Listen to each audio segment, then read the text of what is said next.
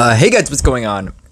So I have been playing the game since 2021. I believe this game came out in 2020, and I'm pretty sure I started in 2021, and I have been very, very actively playing this game. I don't think I'm almost positive I've probably played the game every single day ever since I started, at least a little bit.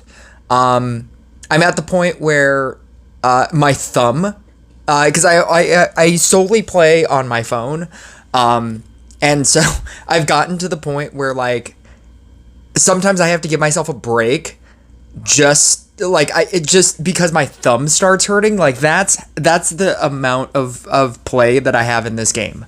I've sunk quite a bit of money in this game. My big purchases, have been, I don't know, like $50 to get a mermaid to a level 5, because they revamped mermaid a really, really long time ago, and they made mermaid viable, and it became what it is today. If you were wondering, just in case I get a comment, I feel like I might get a comment. What the mermaid was originally was, it would cleanse your unit at level 5, and that's why it was a big thing. But before, when you would press the mermaid button, they would throw like bubbles onto the screen, and then when you had the ability to press it again, all of those previous bubbles would go away, and you'd get a new set of bubbles. When you got to level 5, you had the ability to cleanse units, and then they changed it to where you could press it whenever whenever it got refreshed, and it would add to the amount that was there before, and it would go on new spots. And it was broken, and it was too good, because you had the actual ability. The amount of time that the bubbles would stay on the field was so long that you could actively bubble your entire field, and it was insane. And then they changed the refresh, the cooldown on it, and it became what it is today. But I spent $50 on a level 5 mermaid, and then I spent, I think, $200 trying to max out a Treant as much as I could when the event was on, and then I eventually obviously maxed out a Treant. And then other than that, it's been like a season pass, like season passes every single month. I've invested a lot into events, like regular events, getting event units. Tesla was an event unit. Spirit Master was an event unit. Gunslinger, Treant. Yeah, and I've spent quite a bit. Not a crazy amount. And this video is, I'm going to combine a couple of things. So I used to do shorts where I would showcase like when I would finally max out a unit. And that's why I'm showing you all my max units. I made like this little graphic with all my max units so that I wouldn't have to like go through individually and then probably skip one. And I used to do, I used to make videos or shorts where I would, you would see me upgrading a unit from 14 to 15, and it would be like, oh, this is my newest max unit. And then I used to also do videos that were basically what I used to call account reviews, and it was just, I did them just whenever I felt like my account had changed a lot, and I think I'm going to combine both of those ideas into one singular video. So whenever I do max out a unit, I'm going to do an account review, just to show you like what my account looks like, and where my account stands, and all my hero levels, and all of those things. Because usually when you max out a unit, that's been a pretty long amount of time.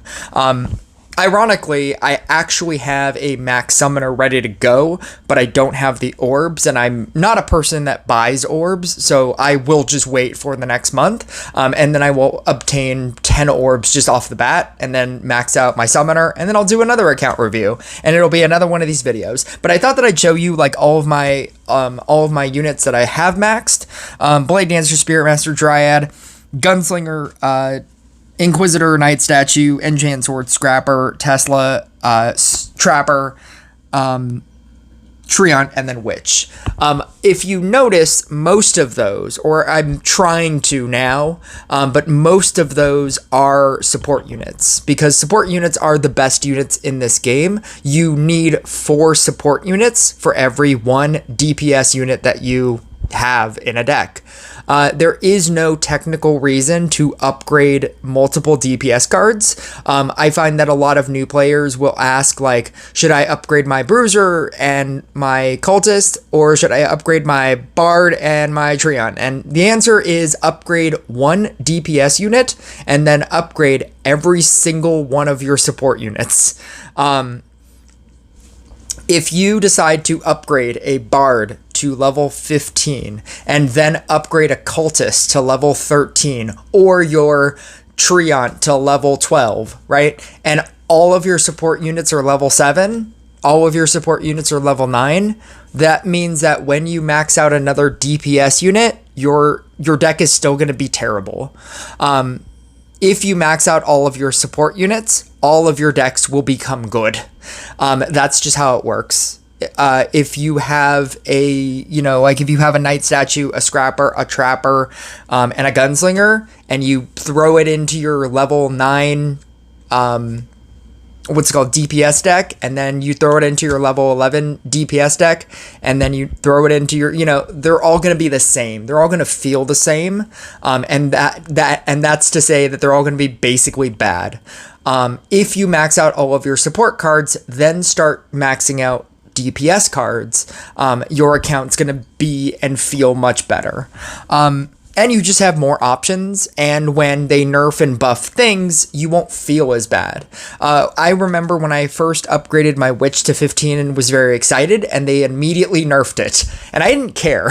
It was fine. People still use Witch today, like Bruiser decks use Witch. I can still use Witch if I want to use Toxic, but it's just better to upgrade all of your support cards, because if they buff or nerf a support card, you can use a different support card, and your decks will still be good. So this is my account. I've obviously already maxed out my commons, epics, and rares. And the reason why I even started this video is Banshee. Banshee has been my pet project for a while. I have been screaming. Get it? I have been screaming the idea that Banshee is very, very strong. Both as a DPS card, it was kicking my ass for a very long period of time. They just recently buffed Banshee's damage, but I was when I have like 4,000 crit, I was dying to like 2,000 crit Banshee players.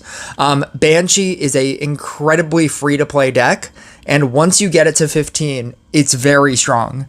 The entire reason why you're even using it is the Banshee's Wail, being able to negate boss abilities for 4 seconds is crazy. And that means that you can also, if you wanted to, use this in DPS decks as your singular support card in order to neutralize bosses late game, especially because there's only singular bosses and death waves for now.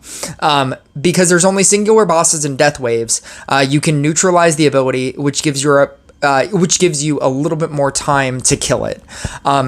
The Bombardier used to do this, and so Bombardier and Banshee were basically like the same card, it had the same best usage, and that's why they took that away from Bombardier to stun bosses.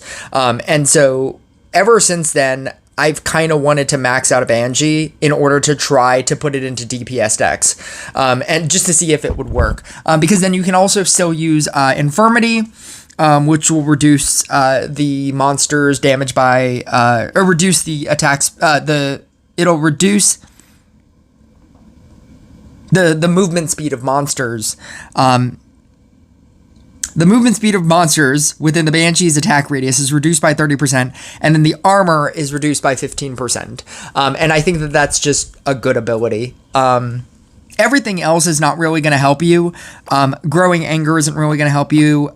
Solitude is probably the better one of the two if you're running it as a support card. You could also theoretically run Decay if you really wanted to, but I think that Infirmity is better because not only are you freezing monsters, but you're getting the defense reduction as well as an extra defense reduction card, because you're probably taking out a Trapper in order to put this in. And so you probably want the defense reduction as opposed to the Decay.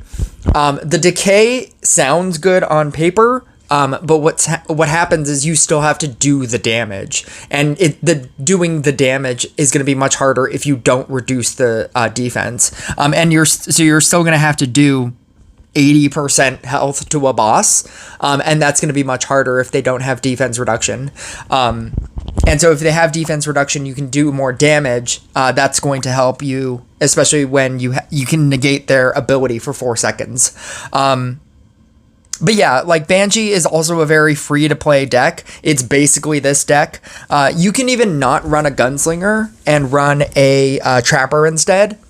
It's much harder, obviously, because you can't set up your board quicker, and you don't have the defense reduction, all the benefits that you're getting from the Gunslinger, the mana, the defense reduction, or the immediate defense reduction on a singular Gunslinger as opposed to multiple Trappers on the field.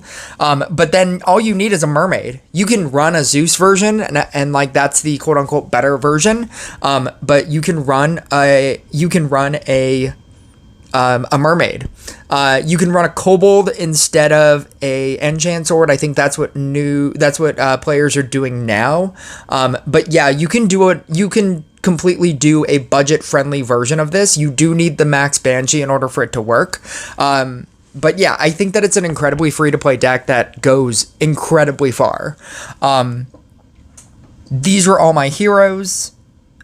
These are all my hero levels. I am one shard away from a Fortuna.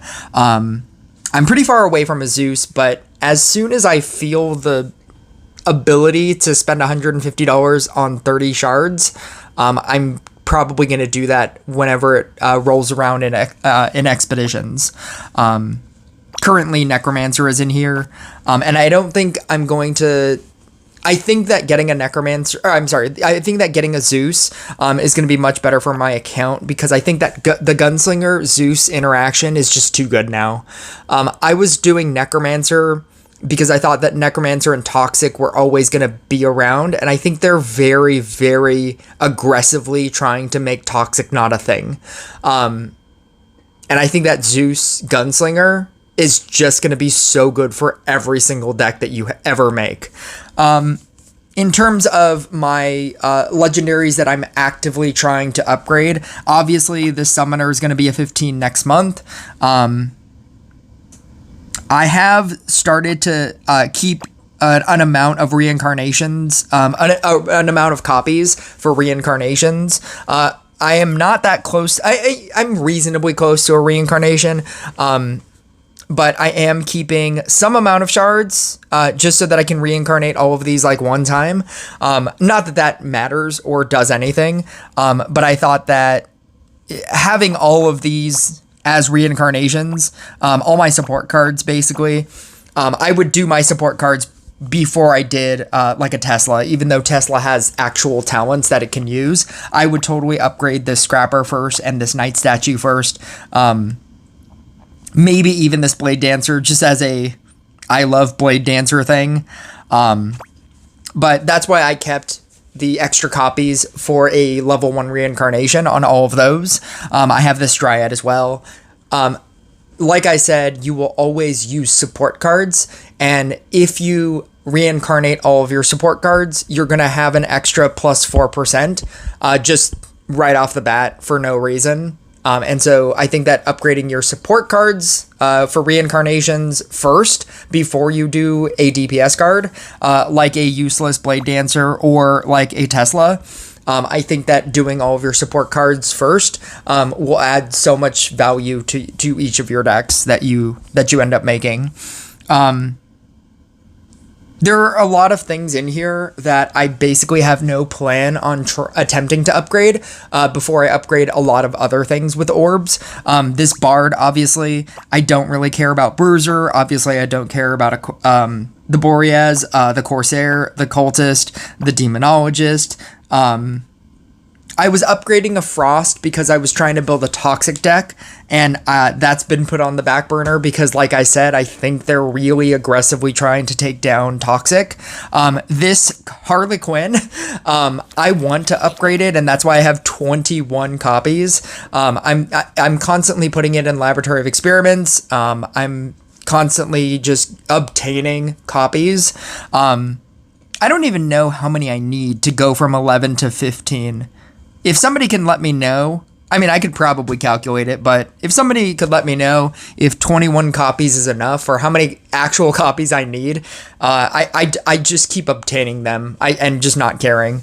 I am actively trying to upgrade this Genie as a next DPS card. If I was going to change to another DPS card, it would just be Genie. They seem to not care about how good Genie is, because every single time they quote unquote nerf it, it's not a good enough nerf. Genie is still one of the best DPS cards, and the deck is stupidly easy to play. I think that if they are just not, if they want Genie to be like just one of the top 2 best cards forever, I think I'm gonna just start investing in a Genie. I don't care about Hex. Hex is like, I've upgraded everything to a level 9, and Hex is my jokey card that I've never upgraded to a 9 for as long as I've played. I'm obviously going to try to upgrade this Kobold. I've saved up a lot of event tokens for when it drops into events. I'm not going to pay for this event that's currently happening right now, because then I would have to actively just spend some of that, because I can't go above the 600. So I would have to buy something that I don't necessarily want to. And so I'd rather just save the $10 now, wait to whenever they drop it into events, spend it then, and get like an automatic 6 or 7 copies, just as soon as it drops. And so I'm going to like super go heavy on Kobold, obviously because it's the newest, like, Enchant Sword, Knight Statue, Kobold. It's just the newest support card, and like I said, and like I will always say, always upgrade support cards. I feel like I should... Clock. Clock is another thing that until it gets talents, it's not going to be good. I don't care about Meteor. I was upgrading a Minotaur because, again, I was trying to upgrade a Toxic deck, and I don't think it's going to be a thing. I use Monk in co-op. I do my Monk Clown deck that I love playing. That's the only reason why my Monk is as high as it is. I only need 2 copies, and then I can max that out as well. Phoenix, I feel like I should have gone harder for. It is a Forest Faction unit. I feel like instead of like trying to max out a Genie, if I was going to max out either, I should probably max out a Phoenix, being a Forest Faction lover. But I think it just felt bad to me, like that I maxed out a Treant and then they came out with another Forest Faction event unit. And so now I'm just trying to like really make Treant work. I should just be maxing out a Phoenix, but I'm maxing out a Kobold as my event unit, and so I'm going to do that, and then maybe Phoenix will be my next thing until they bring out another thing. I don't know. I was trying to, a long time ago, max out a Riding Hood, and that's why it's at a 12. I was doing this prior to when the 74 count system was a thing, and then they brought back magic orbs. When the 74 count system was a thing, I was trying to that's how long ago I was trying to max out a Riding Hood, and then I just kind of stopped on it. I don't know why. I never actively tried to max out a robot. I just kept obtaining shards. That's more what that is.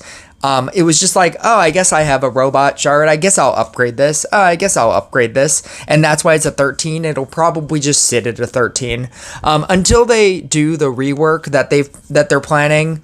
Depending on how that looks, if it makes it look interesting, I just don't think that a Max Robot is either good in a toxic deck or as a DPS card. It's just bad in both decks. Stasis is not even going to be a thing once new PvP starts. It's not starting in 29.0, but whenever they change PvP, Stasis is going to have no role in the game anymore. Like I said, Summoner, I'm just going to upgrade as soon as the month changes. I really like Sea Dog, but I have so many other projects that I'm doing in this game to upgrade that Sea Dog is just so far behind. And then I'm probably just never going to upgrade the Shaman. And that's all my plans. But yeah, thank you guys for watching. Thank you guys for watching my journey. And I do try to play like different decks, but sometimes you just kind of want to play the decks that you have maxed. And because I've been spending so much time maxing out support cards to make decks better, it limits my my ability to try to play different decks. Like I can't play a Cultist deck because it's a level 11 and it just doesn't do as well without the other talents. Or everybody wants me to play Bruiser and I have like the first talent unlocked, or a Bard, you know? But this is how you should be building your account. You should be building support cards more than DPS cards. And that's why I'm going to upgrade the Summoner, and then I'm going to upgrade the Harlequin. And basically all the DPS cards, I'm just going to use the same ones until I finish out my support cards. And that's my plan. But thank you guys for watching, and I'll catch you guys next video.